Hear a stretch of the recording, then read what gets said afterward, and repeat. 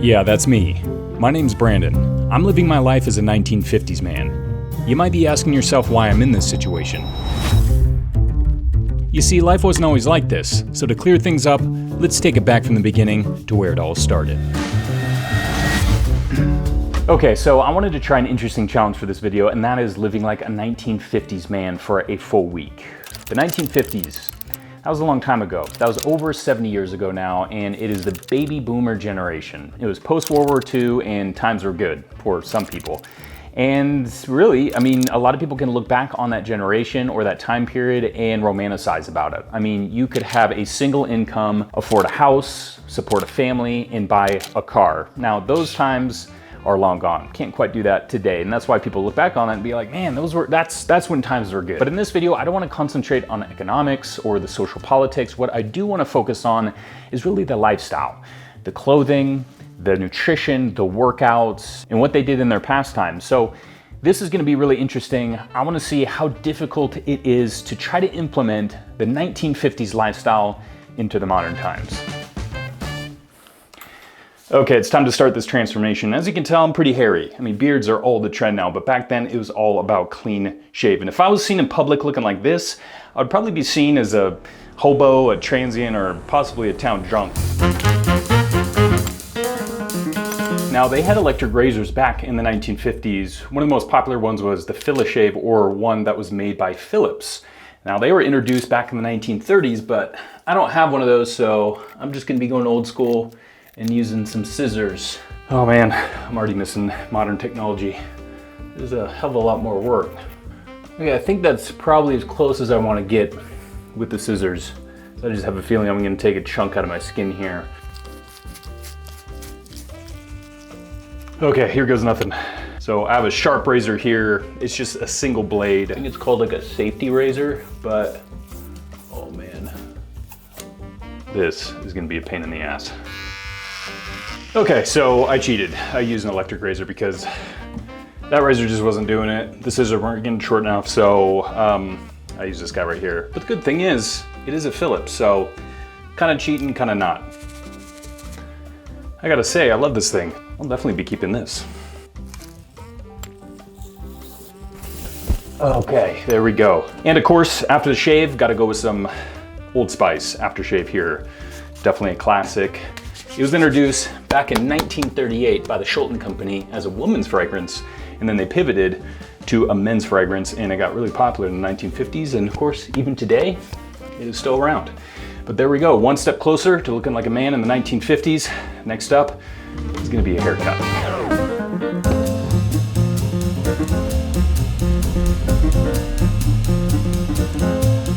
So yeah, 50s look, like a flat top. Okay. Have you ever cut a flat top? Yeah. Okay, cool. You need a lot of old guys coming in there. Yeah, dude, flat top. Because of the expectations to maintain a neat and polished appearance, barbershops were incredibly popular in the 1950s. But they were not just a place for haircuts and shaves. They were also an important community hub where men gathered to socialize and chat about sports, politics, and daily life in a relaxed environment. There were many different memorable hairstyles in the 50s, with stars like James Dean popularizing the ducktail, or DA for ducksarce, which was the ultimate cool look. There were also the crew cut, Ford comb boogie, butch, and college contour. Then there was the flat top, which was the cut I was going with. Sharp, clean, and oh so precise. Oh yeah, man, that was good. That was clean. No, that's good. Yeah, thanks, man. Here it is, the flat top. Oh yeah. Now that I got the hair, it's time to get the clothes. I headed to my local thrift store and ended up finding quite a bit of good clothing that seemed to match the 1950s look. Coats, jeans, slacks, polos, button-up shirts, and shoes. The fedora was a very popular hat back then, and I couldn't seem to find one, so I headed to the local Macy's store and found one that was as close as I could get. Just got back from the thrift store and I completely transformed my whole wardrobe in one go. And I have to say, it was pretty easy to find a lot of the same type of clothing that you might find in the 1950s, which I guess isn't a big surprise because the day and age we live in, fast fashion is such a thing. The availability is just right at your fingertips at all times. But that really wasn't the case back then. That's probably why you would see a lot of people generally look the same in that era. And that's why fashion is so interesting to look back in time and compare it to now. Fashion is ever evolving and has changed over the years, with each generation wanting to bring their own unique style into the next. And looking back on different eras, you can get a peek into people's mentality, the way they lived, and what the world was like. Looking back to the 50s, there was a sense of pride, cleanliness, and simplicity. With a small variety of different styles depending on your age, occupation, region, and climate, there was one thing that stood out even today: that the 1950s had class and sophistication.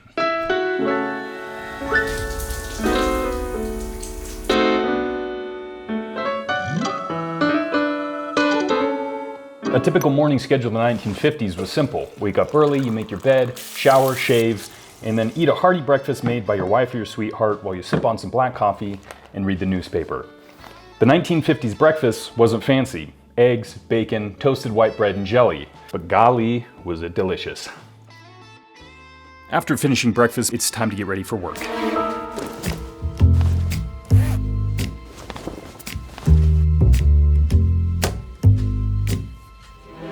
Okay, so I don't have a typical job. Back in the 50s, it was common to have a blue-collar job like steelworking, farming, or a car mechanic, or maybe a white-collar job like you see in the show Mad Men.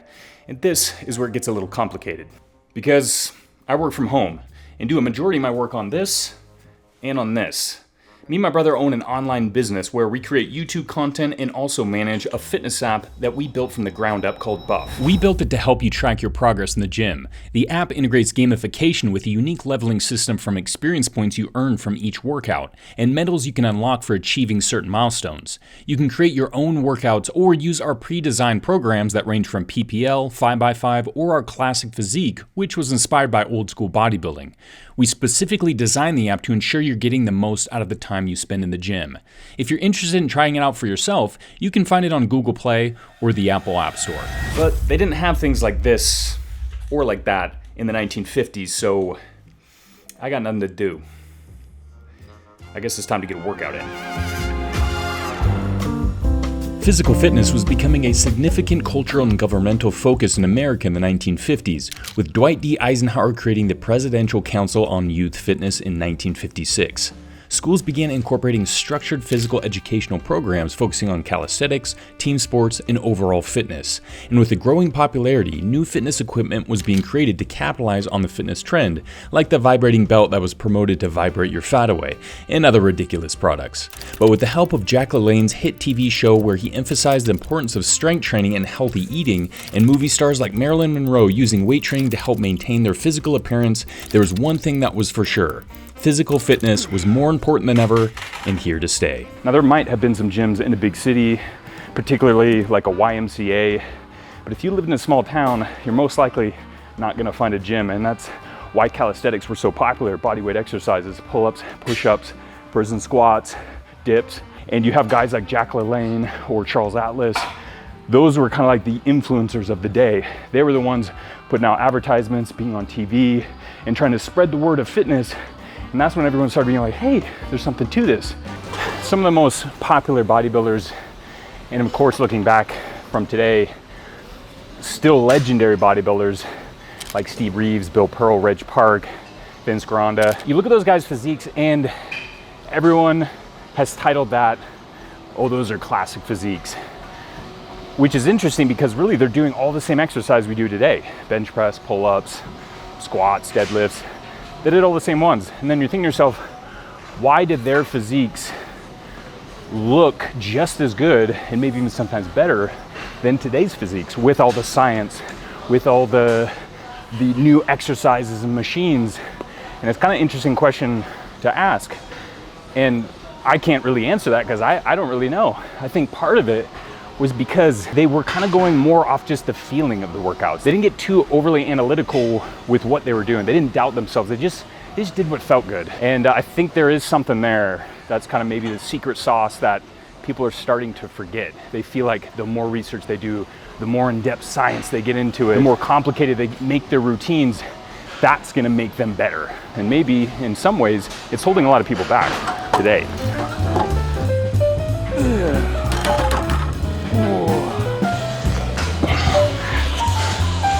I wonder what they called pump covers back in the 1950s.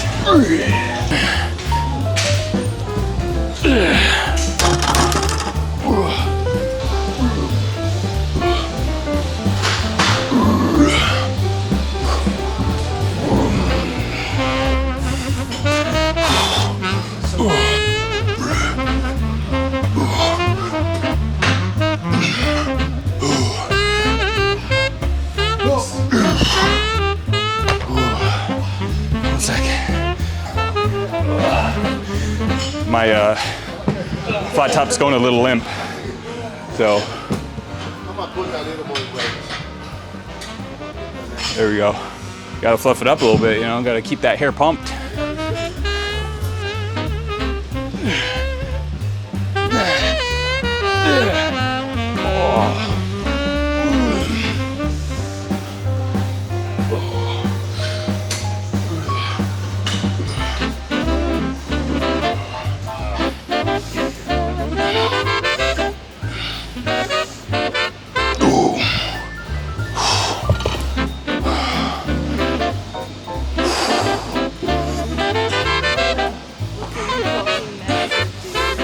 I wonder if they had ILS back in the 50s.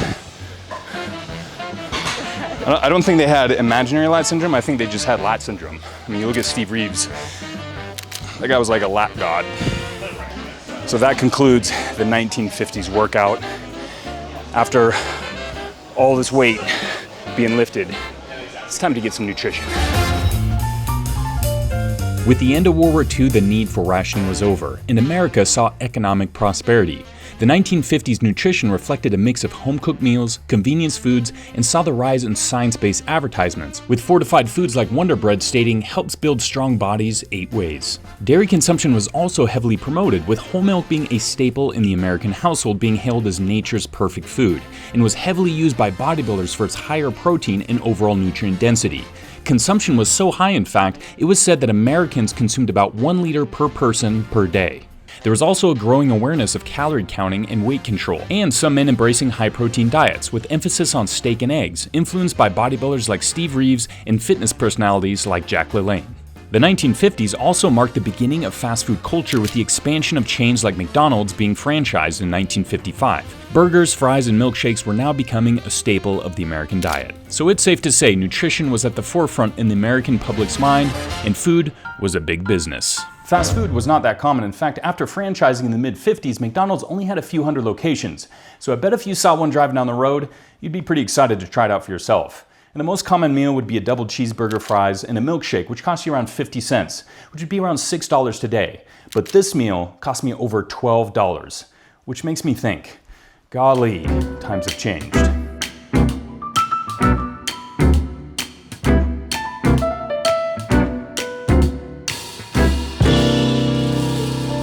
So I just got back from the gym and I wanted to try an old school recipe, a protein shake that Steve Reeves made. Now, bodybuilders were not only pioneers of physical fitness, but they also prioritized protein and would commonly make protein shakes. Protein powders weren't as common back then, but they still found a way. And with this shake, it's orange juice, raw eggs, banana, honey, gelatin. I gotta be honest, that sounds pretty nasty, but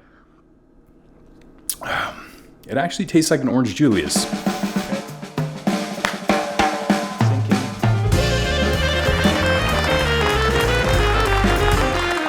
Welcome to the talk show, Can a Zoomer Translate Boomer Talk? I got my girlfriend here, Michaela. When were you born?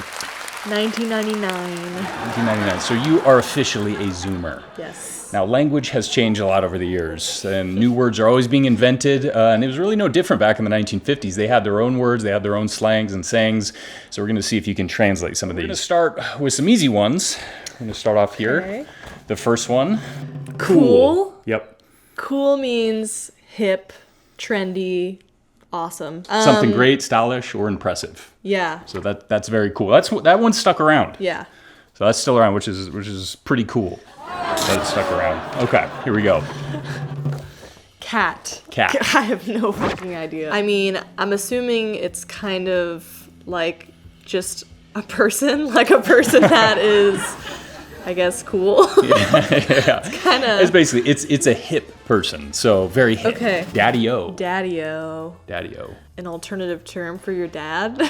Okay. I don't know. That could be. It's a way to address someone, like dude or man today. What's up, Daddy-o?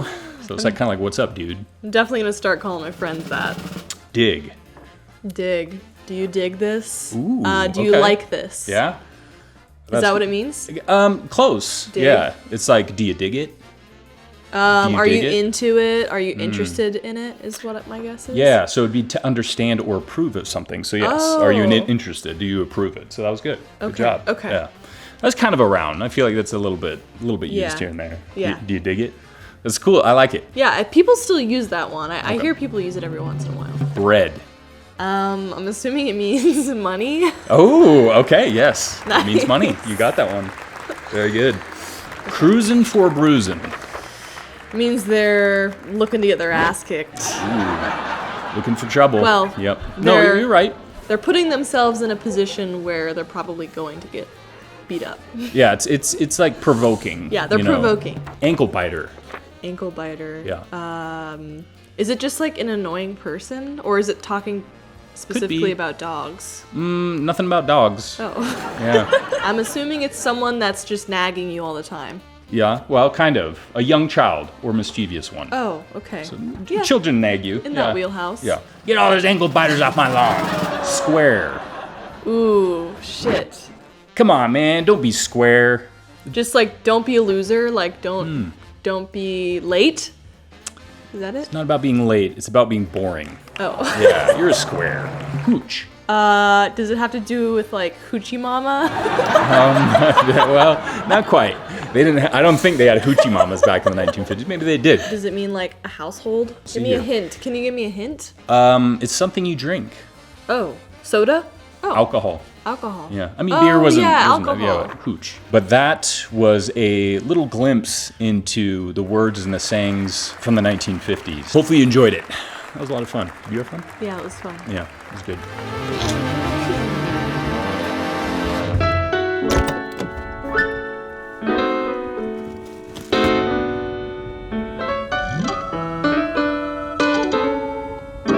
So we are all ready for a night on the town.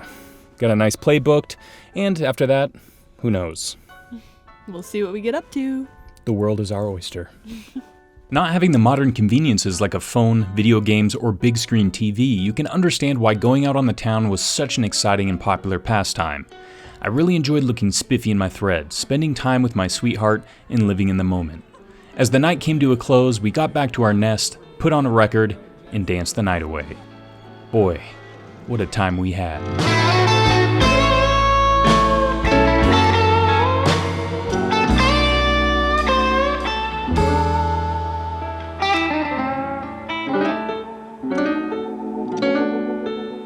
So that was my experience of living life like a 1950s man for a full week. And I just have to say, life wasn't all peaches and cream back then. I mean, each era has its own drawbacks, but when it comes down to it, people are people. They have hopes, dreams, and are just trying to navigate life through the changing times. And some people might wonder, are you going to keep some of the same aspects from the 1950s and carry it forward to today? And I'd have to say yes. I mean, the cleanliness, the style, the simplified workouts, it all really inspired me. But to really wrap this up, in a way a 1950s man would say it, this whole experience has been cool, Daddy-O, and it really razzes my berries. So I just want to say thanks for watching. Hopefully you check out our Buff app. We'd really appreciate it. And until next time, stay buff, Daddy-O.